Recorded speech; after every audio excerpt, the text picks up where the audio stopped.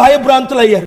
వారు నోరు మూయించడానికి చంద్రబాబు నాయుడు గారు 5,000 10,000 ఇవ్వడు, 5 కోట్లు ఇచ్చిన దైవజనులందరూ నా గురించి నా జీవితాన్ని 1% అయినా మీరు ఫాలో అవ్వండి. 2200 శాంతి సభలు పెట్టాను, లక్షల మందితో, కోట్ల మందితో.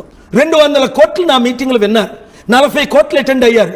ఈ 2200 శాంతి సభల్లో 155 దేశాల్లో ఎప్పుడైనా రూపాయి చందా తీసుకున్నానా? యేసు ప్రభు తీసుకున్నాడు, బెనిహిన్ తీసుకున్నాడు, బిలిగ్రాన్ తీసుకున్నాడు.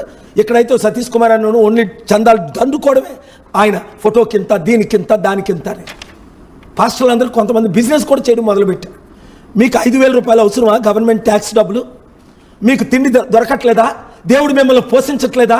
నీతి నిజాయితీ ఉన్న పాస్టర్లు ఎవరు? చంద్రబాబు నాయుడు మన ట్యాక్స్ పే డబ్బులు ఇస్తుంటే తీసుకోరు. నేను ఇచ్చాను కదా. మీ వితంతులకు నేను సపోర్ట్ చేయలేదా? లక్షల మందికి అనాథులకు సపోర్ట్ చేయలేదా? నేను ఎప్పుడైనా చందా తీసుకున్నానా? అమెరికన్ గవర్నమెంట్ ద్వారా కానీ ఇండియన్ గవర్నమెంట్ ద్వారా రూపాయి తీసుకున్నాను? నేను ఇచ్చాను గవర్నమెంట్స్కి.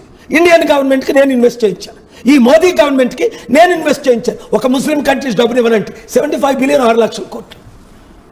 ఇదే చంద్రబాబు నాయుడు గారు ఎమ్మెల్యేలు ఎంపీలకి, కేసీఆర్ ఎమ్మెల్యేలు ఎంపీలకి, కాంగ్రెస్ ఎమ్మెల్యేలు ఎంపీలకి, హర్ష్ కుమార్ నాయుడు గారిని ఆ కాలంలో లక్షల మంది వితంతువులకు నేను సపోర్ట్ ఇచ్చాను. నా సొంత డబ్బు, నేను సంపాదించిన డబ్బు.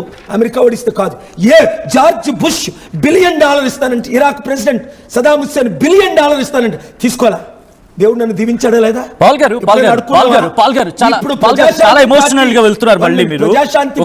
మెంబర్షిప్ ఎందుకు తీసుకోమంటున్నానంటే, చారిటీ డబ్బులు ఇండియాలో వాడకూడదు, విదేశీ డబ్బు ఇండియాలో వాడకూడదు. అంటే మీరు ఒక